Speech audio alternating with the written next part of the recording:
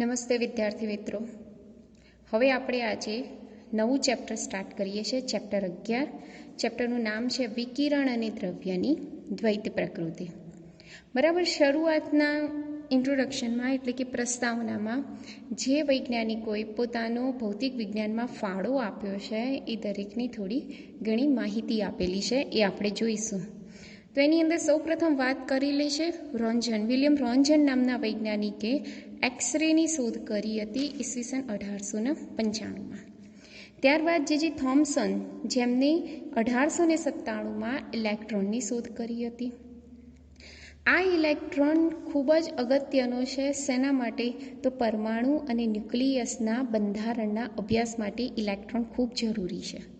જેના લીધે પરમાણુ અને ન્યુક્લિયસનો જો અભ્યાસ કરી શકતા હોઈએ તો એના આધારિત આપણે સ્ફટિક પદાર્થોનો પણ બંધારણનો અભ્યાસ કરી શકીએ છીએ.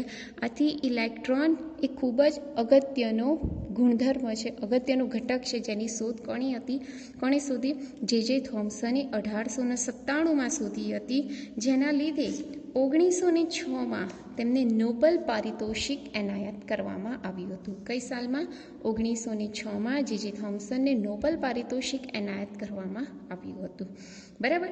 હવે જો વિલિયમ ક્રુક્સ નામના વૈજ્ઞાનિકે 1870માં કેથોડ રેસની શોધ કરી હતી. કોની શોધ કરી હતી? કેથોડ રેસની.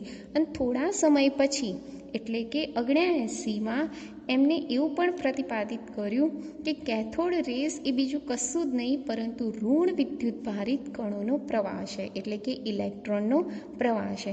જેવું આવું શોધાઈ ગયું કે કેથોડ રેસ બીજું કંઈ જ નહીં પરંતુ ઋણ વિદ્યુત ભારિત કણોનો પ્રવાહ છે, તરત જ જે થોમ્સને શું શોધી નાખ્યું હતું? 1897માં ઇલેક્ટ્રોન શોધી નાખ્યું હતું. જે થોમ્સને આ ઉપરાંત શું શોધ્યું હતું? તો કેથોડ રેસની ઝડપ શોધી અને E/mનો પ્રાયોગિક મૂલ્ય શોધ્યા. E એટલે વિદ્યુતભાર, ઇલેક્ટ્રોનનો વિદ્યુતભાર, અને m એટલે ઇલેક્ટ્રોનનું દળ. E/mના બીજા શબ્દોમાં કહેવાય છે સ્પેસિફિક ચાર્જ કહેવાય છે. અને બીજા શબ્દોમાં શું કહેવાય છે? સ્પેસિફિક ચાર્જ, વિશિષ્ટ વિદ્યુતભાર કહેવાય છે. વિશિષ્ટ વિદ્યુતભાર કહીએ છીએ. બરાબર. એમને શોધી કે કેથોડ રેસની જે ઝડપ છે એ પ્રકાશની ઝડપ કરતાં 0.1 થી 0.2 ગણી જેટલી હોય છે. અને E/mનું મૂલ્ય એમને કેટલું શોધ્યું? તો 1.76 × 1011 કુલમ પ્રતિ કિલોગ્રામ શોધ્યું હતું. આ બે એ ખૂબ જ અગત્યના ગુણધર્મો એમને શોધી કાઢ્યા હતા. એના લીધે 1906માં તેમને શેનું નોબેલ પારિતોષિક એનાયત કરવામાં આવ્યું હતું. 1913માં R.A. મિલિકને ઇલેક્ટ્રોનનો શું શોધ્યો? વિદ્યુતભાર. જે કેટલું છે? તો 1.6 × 10 - 19 કુલમ જેટલું છે. E/m ઉપરથી એની જગ્યાએ એમને 1.6 × 10 - 19 મૂક્યું. E/mનું મૂલ્ય આપણને ખ્યાલ છે, એના ઉપરથી ઇલેક્ટ્રોનનું દળ શોધી નાખ્યું અને દળ કેટલું છે? 9.1 × 10 - 31 કિલોગ્રામ છે. બરાબર. તો આ રીતના અલગ અલગ વૈજ્ઞાનિકોએ પોતાનો ભૌતિક વિજ્ઞાનમાં ફાળો આપ્યો છે. ત્યારબાદ આપણે ચેપ્ટરની શરૂઆત કરીએ તો ઇલેક્ટ્રોનનું ઉત્સર્જન. બરાબર. તો ટોપિકનું નામ છે ઇલેક્ટ્રોનનું ઉત્સર્જન. બરાબર. ઇલેક્ટ્રોન જનરલી તમે જોયા હશે તો ધારો કે આ ધાતુ છે. ધાતુમાં ધન આયનો પોતાના મૂળભૂત સ્થાને આવી રીતે ગોઠવાયેલા હોય છે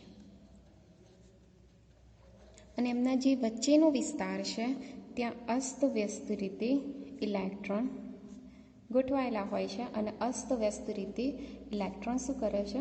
ગતિ કરે છે.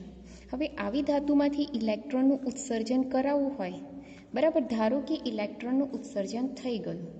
બરાબર. ઇલેક્ટ્રોન ઉત્સર્જન થઈ ગયું એટલે એક ઇલેક્ટ્રોન ક્યાં જતો રહ્યો? બહાર.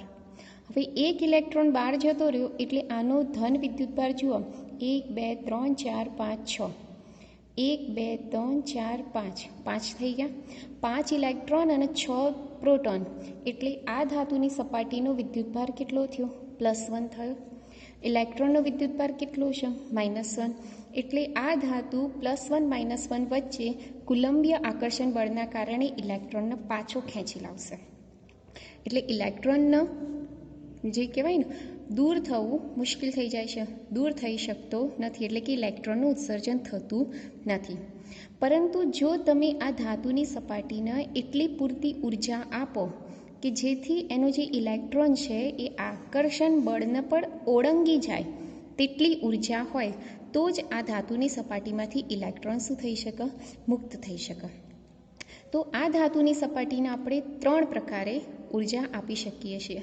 અને જે ઉર્જા વડે હું એક વાત કહી દઉં કે જે લઘુત્તમ ઉર્જા વડે ઇલેક્ટ્રોન ધાતુની સપાટી પરથી છટકી જતા હોય, જે લઘુત્તમ ઉર્જા વડે ઇલેક્ટ્રોન ધાતુની સપાટી પરથી છટકી જતા હોય એ લઘુત્તમ ઉર્જાને એ જે તે ધાતુની સપાટીનું કાર્ય વિધેય કહે છે. શું કહેવાય છે? કાર્ય વિધેય અથવા તો વર્ક ફંક્શન કહેવાય છે.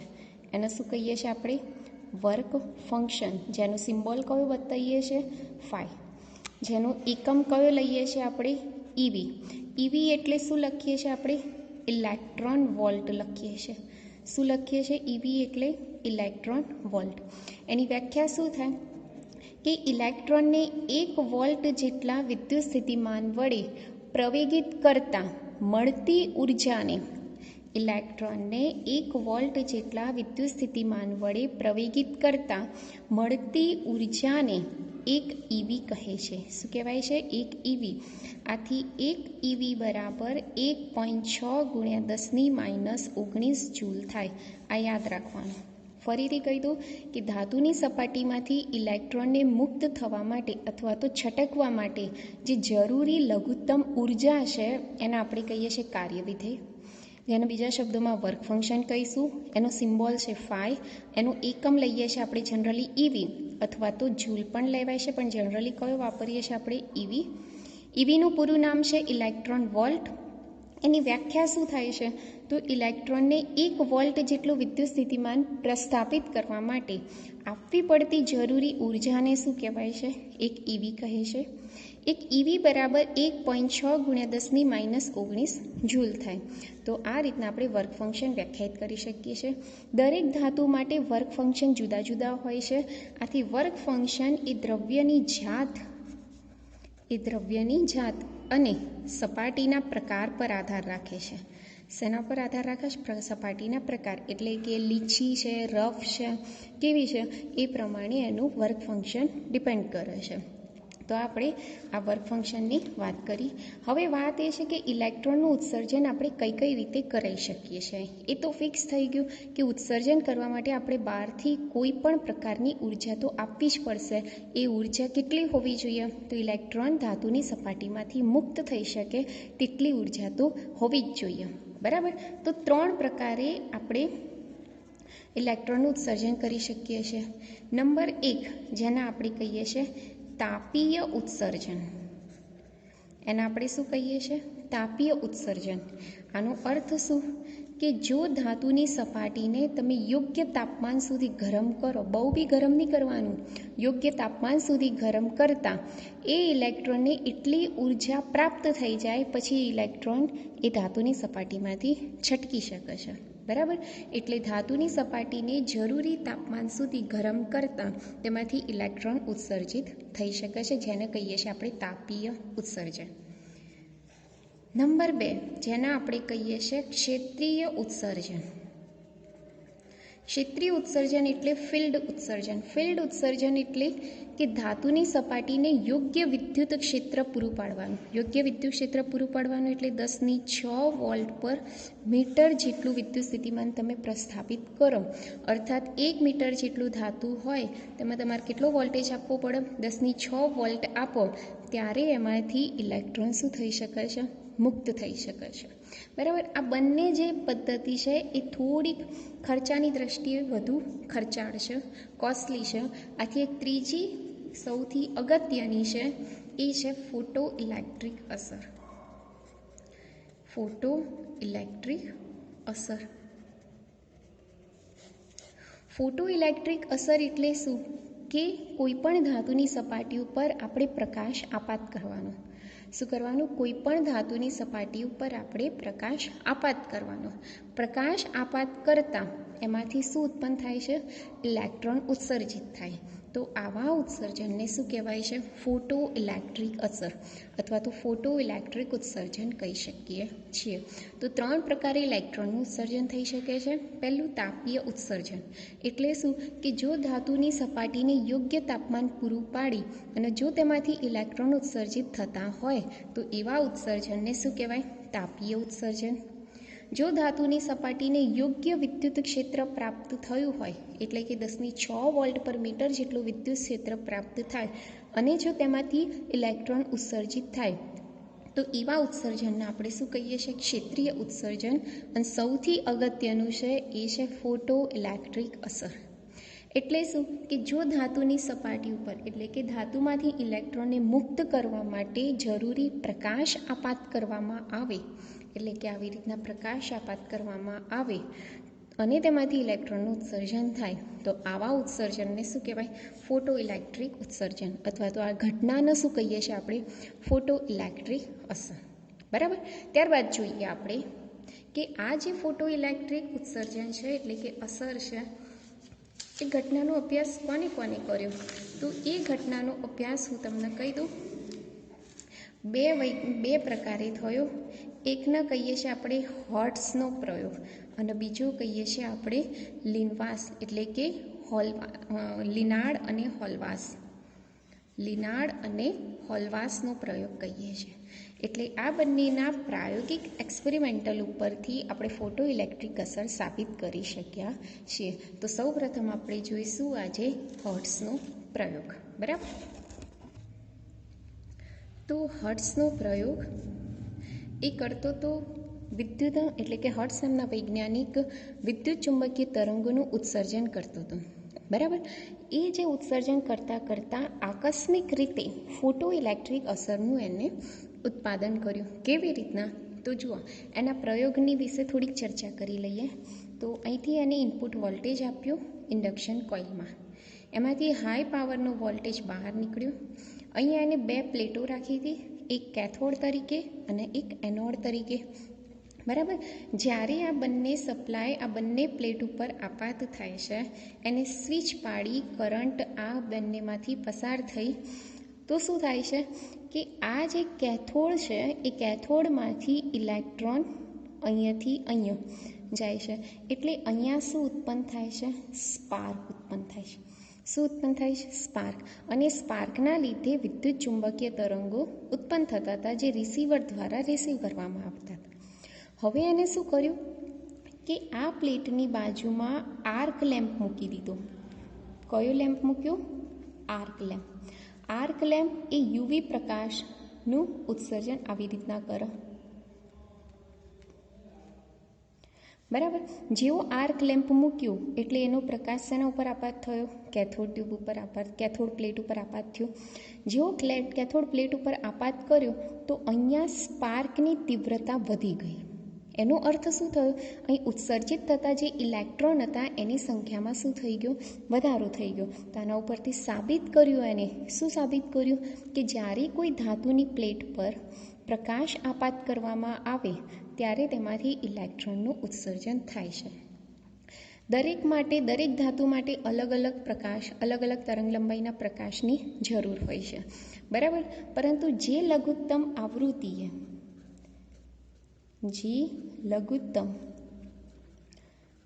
આવૃત્તિ ધરાવતા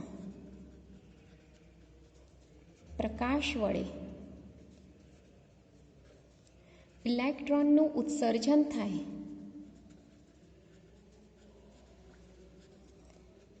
તો તે લઘુત્તમ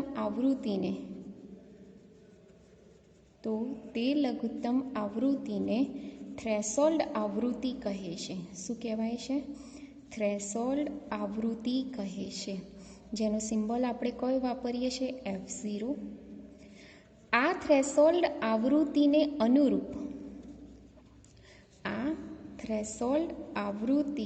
અનુરૂપ તરંગ લંબાઈને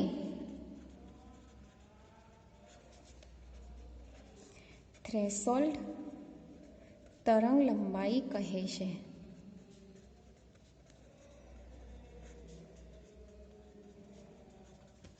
બરાબર. આથી અહીંયા આપણે કહી શકીએ અહીંયા લઘુત્તમ આવૃત્તિની વાત કરી છે, એટલે કે લઘુત્તમ ઉર્જાની વાત કરીએ. લઘુત્તમ ઉર્જા એટલે કે આપણું શું કહેવાય? Work function. આ ખાસ યાદ રાખવાનું જ. વર્ક ફંક્શન જેને આપણે શેના વડે બતાવીએ છીએ? ફાઈ, જેનું સૂત્ર કયું છે? HF0. F0ની જગ્યાએ તમે HC/λ0 પણ લખી શકો છો. જ્યાં H છે એ Hના આપણે શું કહીશું? પ્લાન્ક અચળાંક કહીશું, જેનું મૂલ્ય કેટલું છે? 6.625 × 10⁻34 જૂલ ઇન્ટુ સેકન્ડ. સી એટલે પ્રકાશનો વેગ કહીએ છીએ આપણે, જેનું મૂલ્ય કેટલું છે? તો 3 × 10⁸ મીટર પ્રતિ સેકન્ડ. બરાબર. તો આ વાત કરી આપણે હર્ટ્ઝના પ્રયોગ એટલે કે પ્રાયોગિક ગોઠવણી વિશે, અને એના ઉપરથી કેવી રીતના પ્રતિપાદિત થયું ફોટો ઇલેક્ટ્રિક અસર. ત્યારબાદ આપણે જોઈએ લિનાર્ડ અને હોલવાસના પ્રયોગ વિશે. હવે જુઓ, લિનાર્ડ અને હોલવાસે કેવી રીતના પ્રયોગ કર્યો? તો એને સૌ પ્રથમ એની પટ્ટી લીધી છે, 3 પટ્ટી લીધી. એક ઝીંકના સળિયા લીધા, 3 ઝીંકના સળિયા જ લીધા. બરાબર. એ ઝીંકના જે સળિયા છે 3 અલગ હતા. કેવી રીતના? તો હું તમને સહેજ જણાવું. આ ઝીંકનો સળિયો હતો એ તટસ્થ હતો. બરાબર. આ ઝીંકનો સળિયો હતો એ ધન હતો, અને આ ઝીંકનો સળિયો હતો એ કેવું હતું? ઋણ હતું. બરાબર. 3 સળિયા લીધા એને, ઝીંકનો તટસ્થ, ઝીંકનો ધન ને ઝીંકનો ઋણ સળિયો. હવે ત્રણેય ઉપર એને યુવી પ્રકાશ આપાત કર્યો. કયો પ્રકાશ આપાત કર્યો? યુવી પ્રકાશ આપાત કર્યો. તો એના ઉપરથી એને શું જાણવા મળ્યું? કે જે તટસ્થ પ્લેટ હતી એ કેવી થાય છે? તો ધન વિદ્યુત ભારિત થઈ. કેવી થઈ? ધન વિદ્યુત ભારિત થઈ. જે ધન વિદ્યુત ભારિત પ્લેટ હતી એ કેવી થઈ? તો વધુ ધન વિદ્યુત ભારિત થઈ. બરાબર. અને જે ઋણ વિદ્યુત ભારિત પ્લેટ હતી એ કેવી થઈ? તો ઓછી ઋણ વિદ્યુત ભારિત થઈ. ખ્યાલ આવ્યો? અને શું કર્યા? પ્રયોગ કર્યા. 3 પ્રકારે પ્રયોગ કર્યા. ઝીંકના 3 સળિયા લીધા. એક ઝીંકનો તટસ્થ સળિયો, એક ઝીંકનો ધન સળિયો અને એક ઝીંકનો ઋણ સળિયો લીધો. બરાબર. ત્રણેય ઉપરથી એને યુવી પ્રકાશ આપાત કર્યું. તો પહેલી પ્લેટમાંથી એને શું જોવા મળ્યું? કે તટસ્થ પ્લેટ હતી એની જગ્યાએ કેવી થઈ ગઈ? ધન. એનો અર્થ શું થયો? કે આમાંથી ઇલેક્ટ્રોનનું શું થયું? ઉત્સર્જન થયું. ધન પ્લેટ એ વધુ ધન વિદ્યુત ભારિત થઈ, એટલે કે આમાંથી ઇલેક્ટ્રોન બી શું થયા? દૂર થયા, એટલે વધુ ધન વિદ્યુત ભારિત થશે. અને ઋણ પ્લેટ ઓછી ઋણ વિદ્યુત ભારિત થઈ, એનો મતલબ કે આમાંથી પણ ઇલેક્ટ્રોન્સનું શું થયું? ઉત્સર્જન થયું. તો આ રીતના લિનાર્ડ અને હોલવાસના પ્રયોગ દ્વારા આપણે આ સાબિત કર્યું. કઈ અસર? તો ફોટો ઇલેક્ટ્રિક અસરની સાબિતી થઈ. તો આ રીતના ફોટો ઇલેક્ટ્રિક અસર એટલે શું અને એની સાબિતી જોઈ. હવે આ જે પ્રયોગ કર્યો તે પ્રયોગ કોને કર્યો? તો માત્ર હોલવાસે કર્યો હતો. એટલે લિનાર્ડ વિશે આપણે પછી જોઈએ. આ હોલવાસના પ્રયોગનું પ્રાયોગિક અવલોકન હતું. હવે લિનાર્ડ નામના વૈજ્ઞાનિકે શું કર્યું હતું? તેનું પૂરું નામ છે પી લિનાર્ડ. પી લિનાર્ડે શું કર્યું? કે એક ડિસ્ચાર્જ ટ્યુબ લીધી. ડિસ્ચાર્જ ટ્યુબ એટલે શૂન્યાવકાશી ટ્યુબ લીધી, જેમાં 2 પ્લેટો રાખી. એકને કહી દઈએ છે એસ અને બીજાને કહી દઈએ છે સી, એટલે કે આ સોર્સ અને આ કલેક્ટર. બરાબર. એની સાથે એક એને માઇક્રો એમીટર જોઈન કરી દીધું. બરાબર. અને અહીંયા સ્વિચ લગાવી દીધી આવી રીતના. સ્વિચ અત્યારે ધારો કે બંધ છે, એટલે કે આવી રીતના કનેક્ટેડ છે. હવે શું કર્યું છે કે આ જે તે ધાતુની પ્લેટ લીધી. બરાબર. એ ઝીંકની હોય કે ગમે તે એક પ્લેટ લીધી. તો એને અહીંયા એક બારી રાખી અને એ બારીમાંથી એને એક યુવી પ્રકાશ આપાત કર્યો આવી રીતના. ફરીથી એક શૂન્યાવકાશી ચેમ્બર લીધું, જેમાં 2 પ્લેટો હતી, એક સોર્સ અને એક કલેક્ટર. એને સોર્સ ઉપર પ્રકાશ આપાત કર્યો. જેવો એ પ્રકાશ આપાત કરે છે એમાંથી શું થાય છે? ઇલેક્ટ્રોન્સનું ઉત્સર્જન થાય છે. જેવું ઇલેક્ટ્રોન્સ ઉત્સર્જિત થાય છે તે તરત જ કલેક્ટરને કલેક્ટ કરી દેશે. બરાબર, આ ઇલેક્ટ્રોન અહીંયાથી ઉત્સર્જિત થયા. જેવું ઇલેક્ટ્રોન ઉત્સર્જિત થશે, આ જે કલેક્ટર છે એ દરેકે દરેક ઇલેક્ટ્રોન્સનું શું કરે છે? કલેક્શન કરે છે, એટલે કે કલેક્ટ કરી દેશે. કલેક્ટ કરી અને આ ઇલેક્ટ્રોન આ વાયર મારફતે માઇક્રો ઇમિટરમાં જાય છે, જેથી માઇક્રો ઇમિટરનું થોડુંક જે દર્શક છે એનું થોડુંક કોણાવર્તન થાય છે. એટલે કે જેમ જેમ ઇલેક્ટ્રોન્સ આની અંદરથી પસાર થાય છે તેમ તેમ તેમાં પ્રવાહનું પણ નિર્માણ થાય છે, જે કોણ દર્શાવે છે? માઇક્રો ઇમિટર દર્શાવે છે. આ ક્યારે થાય? જ્યારે આ કલેક્ટરના આપણે કયા વિભવે રાખીએ? ધન વિભવે રાખીએ ત્યારે. કયા વિભવે રાખીએ? ધન વિભવે. તો જ આ ધન અને ઋણ વચ્ચે શું થાય? આકર્ષણ થાય. આકર્ષણ થઈ ઇલેક્ટ્રોન ખેંચાઈ આવે અને ઇલેક્ટ્રોન ખેંચાઈ અને આ વાયર મારફતે અહીંયા જશે અને અહીંયાથી આખું આપણને કરંટનું ફ્લો બતાવશે. બરાબર, પણ બીજી કન્ડિશનમાં શું કર્યું કે જો આ કલેક્ટરને કેવું રાખવાનું છે? ઋણ રાખવાનું છે. કેવું રાખવાનું છે? માઇનસ. તો માઇનસ અને માઇનસ વચ્ચે શું થશે? અપાકર્ષણ. અપાકર્ષણ થશે એટલે ઇલેક્ટ્રોન અહીંયા આવી શકતા નથી. પરંતુ જે ઇલેક્ટ્રોન પાસે આ અપાકર્ષણને ઓવર કરી જવાની એટલે કે પાર કરી જવાની શક્તિ હોય એ ઇલેક્ટ્રોન અહીંયાથી ક્રોસ થઈ અને કલેક્ટર પાસે આવશે અને એ કલેક્ટર દ્વારા અહીંયાથી શું થશે? પસાર થશે અને એકદમ સૂક્ષ્મ પ્રવાહનું નિર્માણ કરે છે. જો આ ઋણ વિભવ વધારવામાં આવે એનો અર્થ આ બંને વચ્ચેનું જે ઇલેક્ટ્રોન છે એ બંને વચ્ચેનું જે અપાકર્ષણ બળ છે એ ખૂબ વધી જાય, તો જે પેલા એકાદ બે ઇલેક્ટ્રોન આવતા હતા એ પણ આવી શકતા નથી, એટલે કે આને પાર કરી શકતા નથી. તો એનો અર્થ શું થયો કે જ્યારે ઇલેક્ટ્રોન અહીંયાથી જશે નહીં એટલે કે એમાંથી વહેતો પ્રવાહ કેવો થઈ જશે? 0. એટલે કે તેમાં ઇલેક્ટ્રોન સ્ટોપ થઈ જશે. તો એ વખતનું જે વોલ્ટેજ છે એ વોલ્ટેજના આપણે કહીશું સ્ટોપિંગ પોટેન્શિયલ કહીશું. શું કહીશું આપણે? Stopping potential. સ્ટોપિંગ પોટેન્શિયલ કહીશું. બરાબર, આ V0ને આપણે કહીશું સ્ટોપિંગ પોટેન્શિયલ. એનો અર્થ શું થયો કે એ V0 છે, જો પોટેન્શિયલને હું વિદ્યુત ભાર વડે ગુણી દઉં તો એ મારી શું થઈ જશે? સ્થિતિ ઉર્જા. એનો અર્થ શું થયો કે જે પેલા મહત્તમ ગતિ ઉર્જા ધરાવતા ઇલેક્ટ્રોન હતા એ પણ ક્રોસ કરી શકતા નથી. તો એની જે મહત્તમ ગતિ ઉર્જા ધરાવતા ઇલેક્ટ્રોન હતા mv મેક્સિમમનો સ્ક્વેર એનું સમરૂપાંતર થઈ જશે EV0માં રૂપાંતર થઈ જશે. બરાબર, આ આપણે સમીકરણની વાત કરી લઈએ. તો આ એક સમીકરણ તમારે યાદ રાખવાનું છે. બીજું એક ખાસ જુઓ કે અહીંયા આપાત જે પ્રકાશ છે, ધારો કે ધાતુની સપાટી છે. બરાબર, આ ધાતુની સપાટી ઉપર આપણે કોઈ પ્રકાશ આપાત કર્યો. આપાત પ્રકાશની ઉર્જા કેટલી લઈ લઈએ? HF. આ જે ધાતુ છે એ ધાતુનું વર્ક ફંક્શન આપણે લઈ લઈએ phi. એટલે કે આટલી ઉર્જા હશે તો એનું શોષણ કરી લેશે. પણ જ્યારે HFનું મૂલ્ય phi કરતાં વધશે, જ્યારે HFનું મૂલ્ય phi કરતાં વધુ હશે ત્યારે જ આમાંથી ઇલેક્ટ્રોનનું ઉત્સર્જન થશે. એ ખાસ યાદ રાખવાનું. ફરીથી સમજાવું છું. જ્યારે આપાત પ્રકાશની ઉર્જા એ વર્ક ફંક્શન કરતાં વધુ હશે ત્યારે જ ઇલેક્ટ્રોનનું ઉત્સર્જન થશે. દાખલા તરીકે તમે 10 જૂલ જેટલી ઉર્જા આપાત કરી અને વર્ક ફંક્શનની મૂલ્ય છે 7 જૂલ, તો એનો મતલબ કે 10 એ 7 કરતાં વધારે છે, તો આવા કિસ્સામાં ઇલેક્ટ્રોનનું ઉત્સર્જન થશે. 10માંથી 7 જૂલ શોષાઈ જશે અને બાકીની 3 જૂલ ક્યાં જશે? અહીંયા જશે.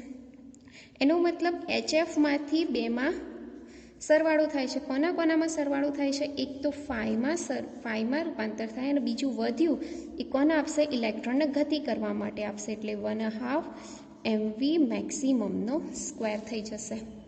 બરાબર, 1/2 mv મેક્સિમમના સ્ક્વેરનું આપણે સૂત્રનું કરતા બનાવીએ તો HF માઇનસ શું થઈ જશે? phi થઈ જશે. બરાબર, આ સમીકરણ અને આ સમીકરણ જુઓ, બંને 1/2 mv મેક્સિમમ સ્ક્વેરના જ છે, એટલે આની જગ્યાએ આપણે EV0 પણ લખી શકીએ છીએ. તો આ સૂત્રો ખૂબ જ અગત્યના છે દાખલા માટે. એક વખત ફરીથી આપણે રિપીટ કરી લઈએ સૂત્રોની.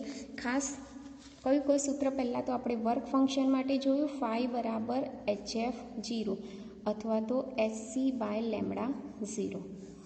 બરાબર. બીજું સૂત્ર જોયું આપણે HF બરાબર 5 વત્તા 1/2 mv મેક્સિમમનો સ્ક્વેર, એટલે કે 1/2 mv મેક્સિમમનો સ્ક્વેર બરાબર HF -5. બરાબર. અહીંયા ગતિ ઉર્જા કોની છે? તો ઇલેક્ટ્રોનની, એટલે ઇલેક્ટ્રોનનું દળ લેવાનું અને ઇલેક્ટ્રોનનો જ વેગ લેવાનું. એફની જગ્યાએ તમે sc/λ પણ લખી શકો છો. એક બીજું સ્ટોપિંગ પોટેન્શિયલનું સૂત્ર જોયું આપણે 1/2 mv મેક્સિમમનો સ્ક્વેર બરાબર EV0. આ V0ને આપણે કહીશું સ્ટોપિંગ પોટેન્શિયલ કહીશું. સ્થિતિ ઉર્જા બરાબર ગતિ ઉર્જા. તો આપણે આટલા સૂત્રોની ચર્ચા આજે કરી, બાકીનું આપણે નેક્સ્ટ ટાઈમ જોઈશું. ત્યાં સુધી થેન્ક યુ.